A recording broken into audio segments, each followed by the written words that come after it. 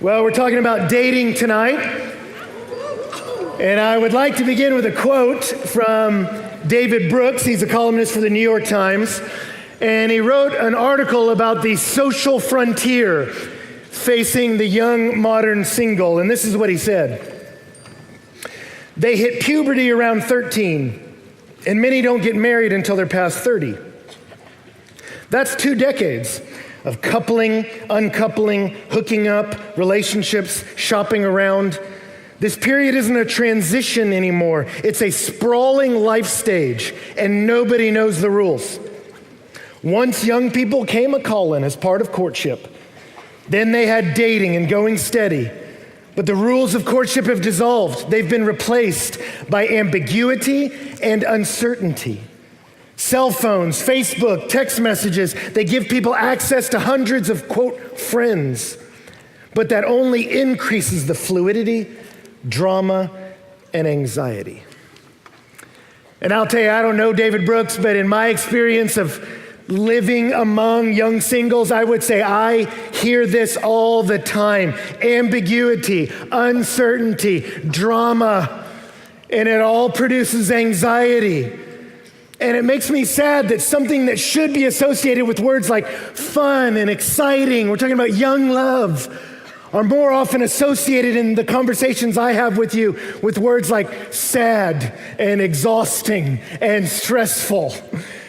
And it shouldn't be like that. And yet the fact remains this, that most of you in the room are single. And, all right, okay, some people feeling good about that. Most of you will also be married. And most of you will pass from singleness into marriage in your 20s. That's the story for most of you. That you're gonna take this journey, this process of evaluating people that will land you into walking with someone, Lord willing, into forever. And last week we talked about who you should be linked up with. And we gave you a bunch of different attributes, but they really just boil down to 2 categories. You're looking for character and you're looking for chemistry. You're looking for character. Someone who doesn't just claim to believe that there's a deity, but someone who is pursuing God and the things of God. You want a man or a woman like that they have a deep, God-shaped character. And then you want to look for chemistry, that it's someone you like hanging out with, you enjoy talking to, you click. You need both. And some people just want chemistry. You meet someone that you're like, oh my gosh, she's so funny, we can talk for hours, but you don't have these deeper conversations about what are their core values in life. And so you get married and you see it all the time, that hot, fun, cool, cute couples get together, and then 5, 6, 7 years, when they start making big life decisions, they realize they have a very different set of values, and those marriages come apart. Or then on the other side, you can have someone that has just a deep, stalwart character, but they're so boring. And after an hour, you just run out of things to say. And you don't have to do that to yourself. So you need both.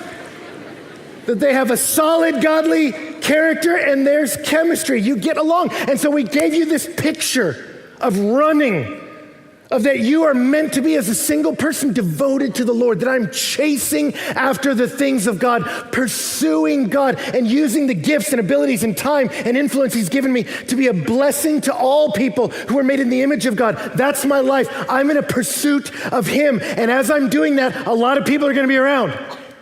And some people are gonna cross my path right in front of me, and they might be cute, but they're running a totally different direction, pursuing other things than God. They're pursuing money, happiness, fame, whatever. And you go, okay, that person's cute, but I'm not gonna grab hold of them because their life's going one way and mine's going another, and that's not a good combo. So I'm gonna let all kinds of cute people pass me by if they're not pursuing the things of God.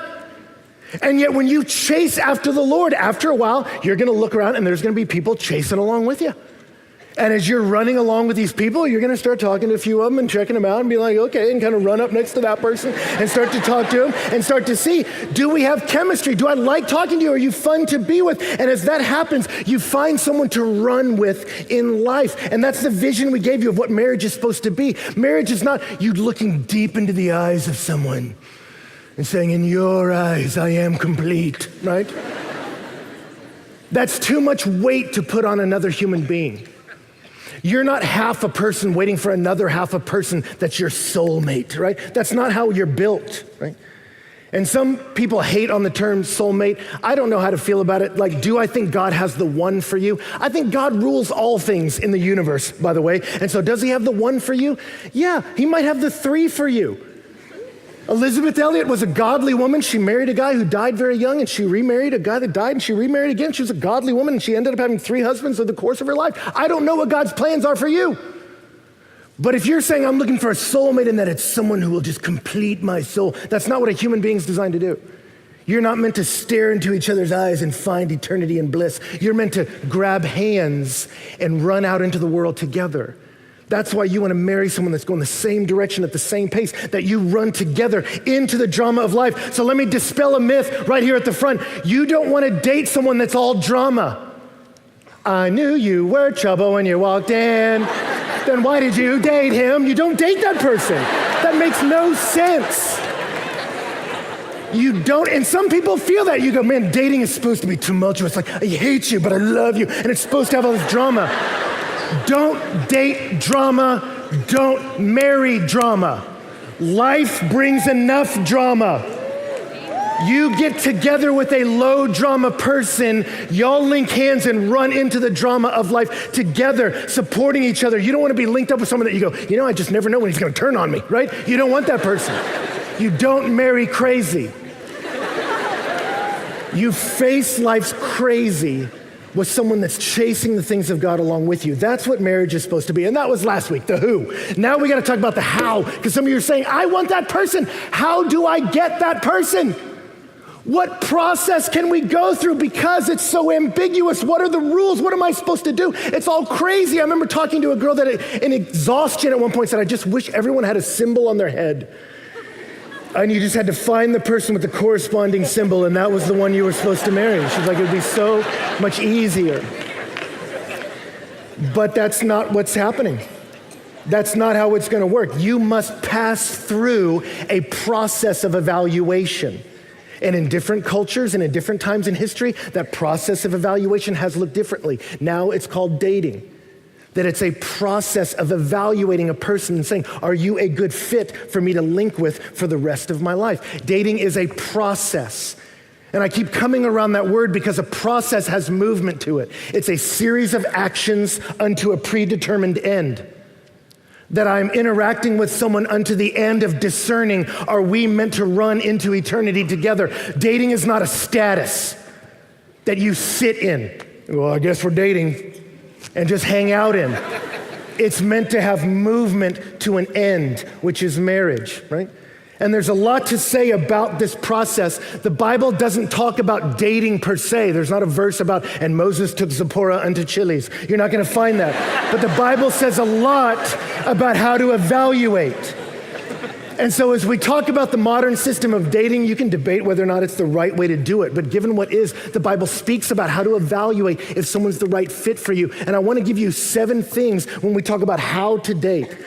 And we're not going to have time to get into all this with depth. It killed me to have to cut out so much, but we're in a series that'll keep rolling on, Lord willing. So we'll just jump in as far as we can get before the clock runs out. But 7 things of how I should date that will give me a pathway through the chaos into linking up with someone into forever. The first thing, how should I date, is prayerfully. Prayerfully. Romans 8:28 says, and we know God causes all things to work together for the good of those who love God. 1 Peter 5 says, cast your anxiety on God because he cares for you. 1 John 4 says, we've come to know and believe the love which God has for us. There's no fear in love. Perfect love casts out fear. Do you hear where I'm going with that? That I want to pray. Why? Because when I do, I realize I'm linked up with the God who works all things for the good of those who love him. And I can cast my anxieties onto him because he cares for me. And there's no fear in love. His perfect love casts out fear. When you start thinking about who am I going to end up with, how am I going to meet him, where's it all going to go, I want you to enter in prayerfully. Why? Because it releases anxiety and releases fear. When you rest in the sovereign love of God, it takes desperation out of dating. That suddenly I'm not clutching it. I may not meet him. I'm going to run out of time. What do I got to do? It liberates you from having to work it to try to get someone's attention. You don't have to do that. You go, I know my God is leading me in a good way. Genesis chapter 24 is the longest chapter in Genesis, and it's all about Abraham, the father of faith, finding a wife for his son Isaac. And he gets his most trusted servant to go back home and to find him a wife, and he tells the servant, you go back to my people and get a wife for my son. And the guy says, what if the wife's not willing to come with us? Abraham and his son Isaac were living on the cutting edge of faith, serving God in a remote place. And he says, what if the woman's not willing to join him in the call of God? And Abraham said to him, the Lord, the God of heaven, who took me from my father's house, the land of my kindred, who spoke to me and swore to me, to your offspring I will give this land, he will send an angel before you and will take a wife for my son. But if the woman's not willing to follow you, then you're free from my oath. Do you hear the perspective? He says, the God of heaven will provide a wife for my son. And if he doesn't, I'm not worried about it. That's his perspective. He says, I trust God with my life. And the more you rest in that, it liberates you from not trying to manipulate us, but just being able to be a blessing when you're among us, trusting that like Ruth and Boaz, as you're doing the work of God out in the field of God, you'll look up and go, who's that over there picking wheat, right? And you'll begin to move together. Proverbs 3 says, trust the Lord with all your heart, lean not on your own understanding. In all your ways acknowledge him. He will make your path straight. Do you trust him with your dating life? Consecrate it to him. Because when you do that, it takes the desperation out of dating and frees it up to be what it is, a process of evaluation. So let's say you're running along and pursuing the things of God, and you see someone that's cute that you think's kind of fun running along with you. I hope you're involved in a church, in a Christian community, and I hope you're all doing stuff together. You're going out and playing games together, you're brunching together, you're doing all that stuff, and while you're doing it, you find someone you really want to spend time with, and you go, I want to move towards that person. What should I do? I prayed about it, Ben. Now what? Step 2 is how do you date with clarity? With clarity. That Ephesians chapter 4 says of Christians, we speak the truth in love to one another. Proverbs 24:26 says an honest answer is a kiss on the lips. It's a gracious thing to tell someone the truth. And honesty doesn't mean a full disclosure of every thought in your head. Proverbs celebrates prudence. That is the weighing of our words carefully. Sometimes the first thought that pops in your head isn't really what you believe or think or should say. And yet in the world of dating and gender relationships, there's so much ambiguity, and what the world really needs is some clarity. Proverbs 29:18 says, where there is no vision, the people perish. That word perish is also translated are unrestrained, are disturbed, are out of control, disorderly, where there's no vision, where there's no leader saying, we're going that way. People feel out of control, they feel disturbed, and it's not life-giving. It's not a good place. Normally when you hear someone say, where are we? It's not accompanied with happy feelings. And it's the same with dating. In dating, we need clarity. We need clarity of invitation. In men, that's on you. In 2012, there was a national survey that indicated only 12% of American women asked anyone out the previous year. 12%. Isn't that fascinating? That was not just of Christians. That's in all of America in our liberal day. They asked women, have you asked someone out in the past year? Only 12% said yes. So whatever you believe about male-female relationships, what's the end goal? Women want men to initiate. And according to recent polls, they prefer you do it face-to-face. What comes second? Some say texting, some don't like it. Some like calling, some don't. Good luck with that. But most of them like face-to-face. As I did my informal polls with women, I found that universally, they hate the words hanging out. It was amazing the looks of revulsion I received from that. Girls did not like the lack of clarity associated with being asked to hang out. What does that mean? They wanted clarity. And I even asked them, do you want them to use the word date? Because some girl said, use the word date. And I was like, time out. Do the rest of you think you should use the word date? And they're like, yeah, because at least I know what I'm getting into. So use the word date. I would like to ask you on a date. Or if that feels too weird, plan something and then take them to that thing, right?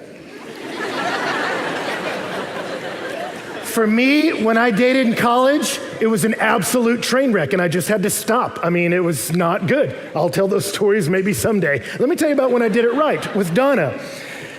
When I started dating Donna, I remember we were hanging out with big groups of Christian people because that's what I did, and I watched the way she treated people, served people, and I just thought, this is an amazing girl. And I remember there was a group of us going out to a movie, so I said, hey, a big group of us is going out to a movie. Would you like to join us? And she said yes. And so we all went out to the movie. It wasn't a date, but we sat by each other and we visited with each other, and after that, I called her.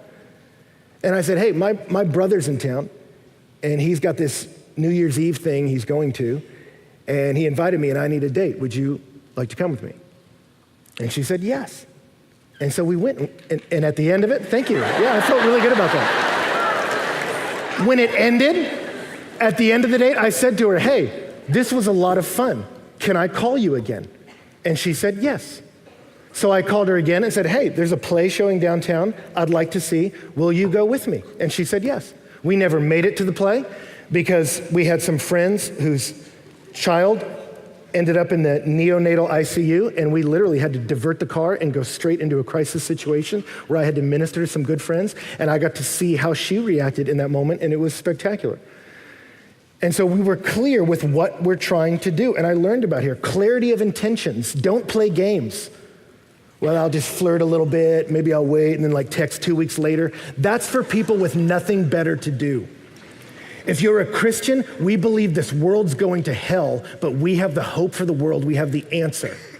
We are in the middle of trying to save lives and souls with every bit of influence we have. We don't have time to mess around. So say what you mean and mean what you say, right? And be clear about the process. And so what does that mean? Does that mean when you see a cute girl, you come up to her and go, I would like to begin the process of courtship now unto you? No.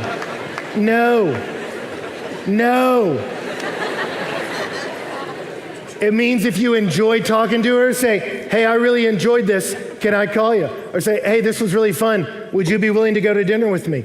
And after dinner, say, do you mind if I call you? And a couple dates in, she's going to start thinking some things. And that's when you need to say something to her like, hey, I want you to know I'm not trying to get married like next week, but I'm not just messing around and wasting your time either. I've really enjoyed getting to know you, and I'm not looking to get married like next month, but I think you're the kind of person I could see myself marrying, and so do you mind if I just keep calling you? And then what I think you do is give them clarity on an exit. I think right after that you say, hey, and I want you to know, if at any point in this you say, hey, I'm not comfortable with this, you have every right to say that to me, and we're done.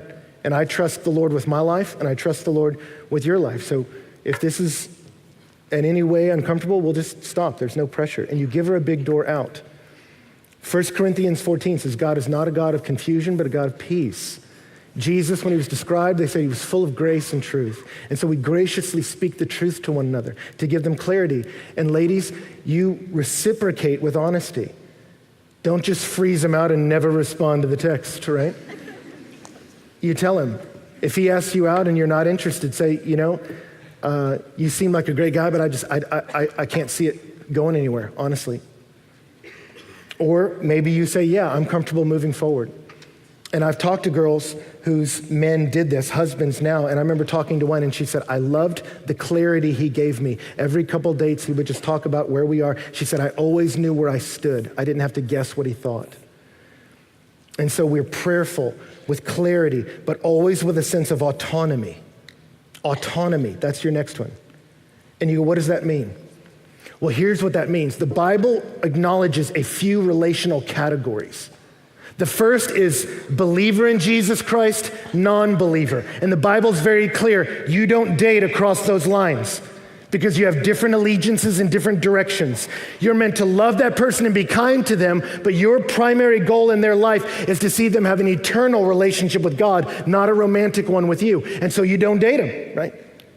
And then what other relationships come? Within the circle of Christians, you have brother and sister in Christ, or husband and wife, when you've crossed that line of making a covenant with one another unto forever. And when you make that covenant with one another, that brings into your life a whole different set of Bible verses that bring with them responsibilities and privileges that are not there for the single brother and sister in Christ, right?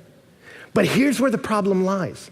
In our culture today, we want to create this interim category called, but we're dating. That's my boyfriend, that's my girlfriend. And what we try to do when we say those words is we say, okay, we're not just brother and sister, but we're not married, we're not gonna take on all that weight, but we're something else. And this something else gives me certain responsibilities and affords me certain privileges. And this is where all of your confusion lies. Because you go, what are the rules here? And you bump into the responsibilities. Hey, why didn't you text me today? Why don't you text me? You're supposed to text me throughout the day. I'm supposed to text. Yeah, you're my boyfriend. You're supposed to text me. Oh, I didn't know that. Hey, so are we going out tonight? Well, I'm going out with my girlfriends. Wait, what? We're dating. I thought you were supposed to. Why are you going out with that? I thought we hung out on the weekend. Oh, I'm sorry. I didn't know that. Okay. Next time I will call you before I make plans with my friends. I'm so sorry. Forgive me. And we have these responsibilities we bump into. Or we get these privileges. Okay, when she was just my Christian acquaintance or Christian sister, I couldn't touch her in certain ways, but now she's my girlfriend. So I get access to her rear. And not like at the mall, we're not gonna be weird about it. But like at her apartment. We'll just be watching a show and I have my arm around her waist and then my arm will get tired, right? And that's okay, because she's my girlfriend. Or my tongue gets to go in her mouth now because she's my girlfriend. And we create this new relationship that has these different responsibilities and different privileges. There's only one problem. The Bible does not recognize this status. You're either brother and sister or you're husband and wife. There's not this intermediate thing. And that's where so much of you get confused. We make dating a status rather than a process. And if I can enter into this status, now I get certain responsibilities and certain privileges. And this is where we get confused, and this is where we get hurt. And this is where I get so many questions from y'all that don't make sense if you think about dating as a process. Someone will come to me and say, hey, my boyfriend and I've been dating for years. How do we keep the love alive? What? I don't know. If you're not feeling it, don't hang out with him. Dating is evaluation, and if you're bored, don't stay there, right? Or someone go, hey, we've been dating for a while, and I think we're supposed to go to church together. How do I tell her that she's supposed to go to church with me now? She's supposed to? What? What's she supposed to do with you now to church? Does she not go to church? That's a problem. And if dating is about evaluation, that's an interesting piece of information you need to know, right? Or you go, you know what, we're dating. How far is too far? 1 Timothy 5 says, treat older women as mothers, younger women as sisters with absolute purity. How far is too far with your mom? How far is too far with your sister? The Bible doesn't recognize this separate status. But I've had some of you come to me and say, well, it's like we're married. No, it's like you're not. Because when you seriously take on the weight of saying, I'm gonna care for all of you till I die, that's a different weight. And that affords you all kinds of privileges and shoulders you with all kinds of responsibilities. But in here where you say, well, I want the privileges, but I don't want the weight of loving you forever. God doesn't acknowledge that as a status. He doesn't see that. So I had someone come up to me and say, man, I really want to be involved with some of this mission stuff you're talking about, making a difference in the world, but my boyfriend's just not really into it. And I said, I don't even understand what you're saying. And she's like, and I said, are you saying that you and him spend all your time together so you don't have time to serve at your church and other places? She said, yeah. And I said, when you die, that won't hold up well with God. Oh, she wanted to serve me, but boyfriend, and cross it out. No. I said, he doesn't own you. He has no claim on you. You have to make your own decisions, and you're accountable for those decisions before God. Now, when you're married, that game changes. But until you're married, you do your life, and he does his, and you will be held accountable for how you live your lives. And so you watch how they live their life. Well, is he supposed to go to church with me? Just watch him. Does he go to church? Good. Evaluation point. If he doesn't, cross him off the list, right?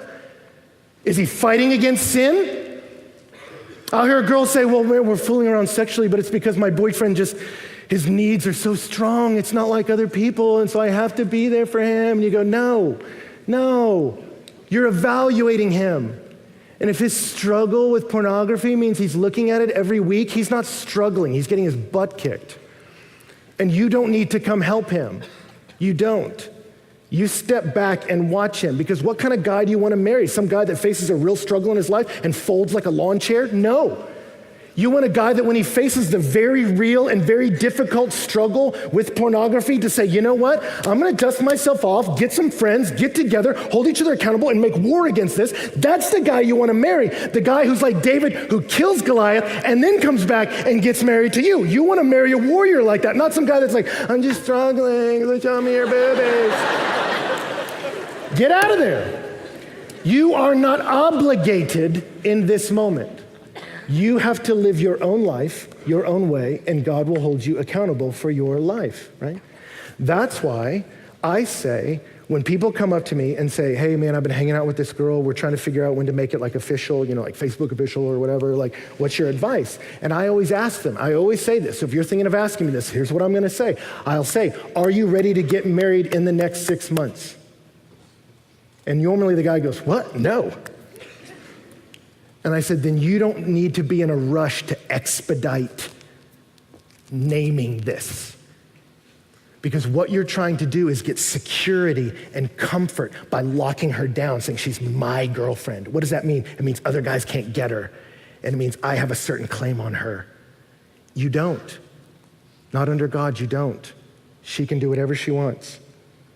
When I was dating Donna, the process of dating her, I was telling her all along, you have to make your decisions under God of where you're gonna go and how you're gonna serve and what you're doing. And I'm really enjoying getting to know you, and I could see this going to marriage, but up until then, we make our own decisions. So if you feel like you need to get out of this, you can tell me that. And she would say, you don't have to keep telling me that. And I would say, yeah, I do, because I'm saying it to me. And so for those of you who are going, oh my gosh, I already have a boyfriend, I already have a girlfriend, we all have to break up tonight. Why did we come to Breakaway? I don't care if you use that word boyfriend or girlfriend. I don't care.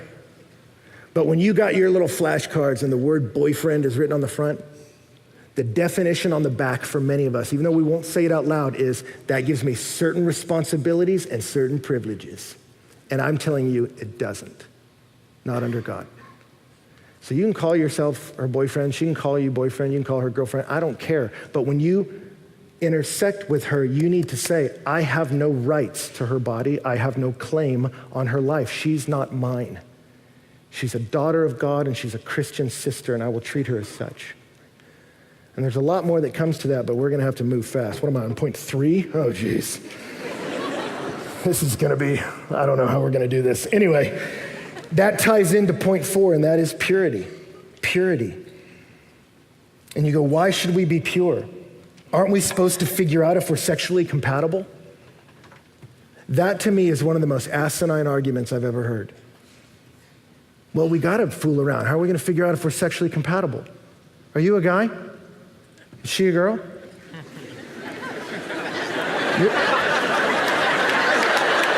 Your parts are gonna fit. There's been a lot of research on that. And so what do people mean when they say that? What they mean is technique. Well, what if he's a sloppy kisser?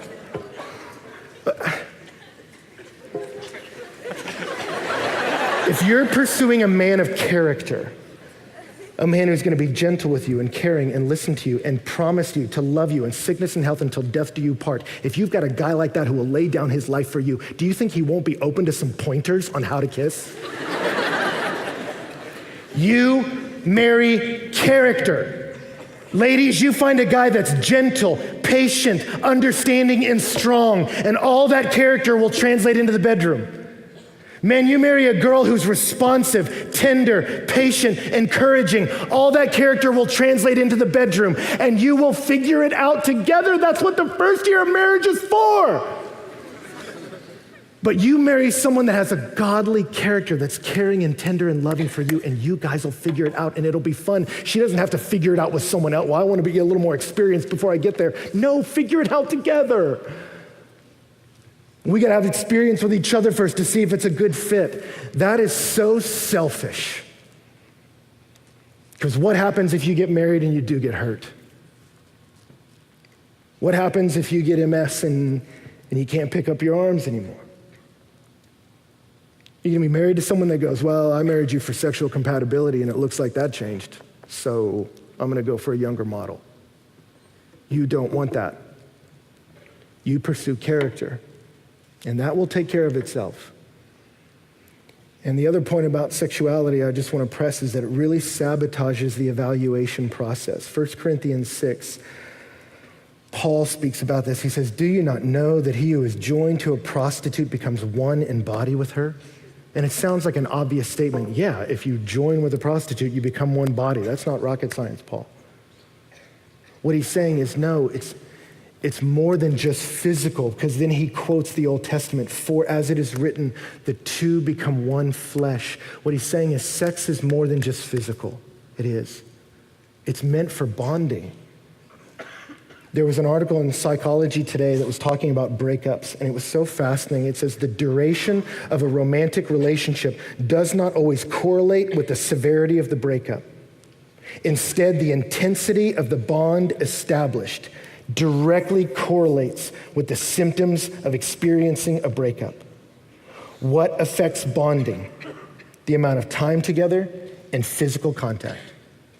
Because sexuality is not just something fun we do to feel good. It's made for bonding.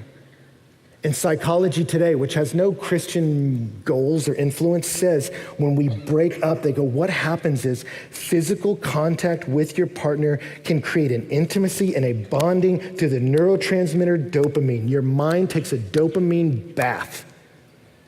And they say with the release of that dopamine, a simple region of the brain called the limbic system begins to associate that person with dopamine release and seeks out that person. So when you break up, the brain goes into panic mode. The fight or flight response of cortisol and adrenaline kicks in, increases heart rate, prepares your fight or flight. Breakups can induce panic, nausea, tears, headache, gastrointestinal distress. Why? Because you've made yourself physically addicted to that person. And that messes up the evaluation process. In Hebrew, do you know what the word was that was used often of a husband and a wife? Halup. It means best friend. That you want to marry somebody that's your friend. And you've got to feel out that friendship. But what happens when you shoot the system up with sex? You get hooked on the sexual experience and you start to lose the ability to evaluate properly whether or not this is a person you like to be friends with. But as you get into marriage and sex is normalized and the buzz of that wears off, do you have a friend left? That's the question. And so it's like trying to figure out if two chemicals mix and someone keeps throwing gasoline on the fire. When you throw sexuality into it, it distorts your ability to even evaluate, is this person a good friend? It makes you stay longer in relationships you shouldn't be in. And it makes the breakup so painful, so painful. And some of you that I've talked to and counseled, your deepest pain comes, why? Because you gave, and it's not just your body, you gave so much of you to somebody, and it wasn't the right somebody. So you be careful. Wait. Don't arouse and awaken love until it pleases. Now, we're out of time. I'm not going to get to the rest of these tonight, but let me say this. As soon as I mention that, I feel the silence in this room. Why? Because so many of us hear that and it makes sense. And so many of us have fallen so far short of that. And you go, well, Ben, I've already made a mess. I've already done things. I've already said things. I've already been a part of things. I'm doing them right now. And that's why I love the song that Jordan sang over us, this hymn of truth, that I'm dirty. ashamed of what I've done and what I've become. But what's the turn? But he pleads my cause. He says that I'm free. How can that be? That's the gospel. Jesus didn't come for a pristine bride. He came for a dirty, broken, defiled one. That's all of us. That's all of us. We all come to him dirty. We all come a mess. And what happens? His love forgives. His love cleanses. His love takes shame away. So even if you've had all kinds of experiences sexually that you go, well, Ben, this godly person isn't even going to be interested in me. If that person's not willing to marry you because you've had a devastating sexual past, good riddance to that guy, because he's not like Jesus. She's not like Jesus. Jesus loved us when we were broken. You want a gracious person like that. But that's not a blank check to keep sinning. It's hurtful to you and to other people. What do? What you do is you say now, Lord, I'm yours. Lord, I want to pursue you. I want to chase after you. And when you run up alongside that person, it won't be at date 1, 2, 3, maybe even date 200, but somewhere down the line as you're getting closer to marriage, you'll have a conversation and you'll tell them, hey, there's some things in my past we need to talk about that I'm not proud of. But there came a day in March of 2016 where God got a hold of my life and he changed me. And I've walked in holiness and purity since with the help of some friends and people who love me. And I walked with him and he brought me to you. And that's a great story. That's an awesome story. That's the story of grace. That's the message we preach here. That's the God who made you.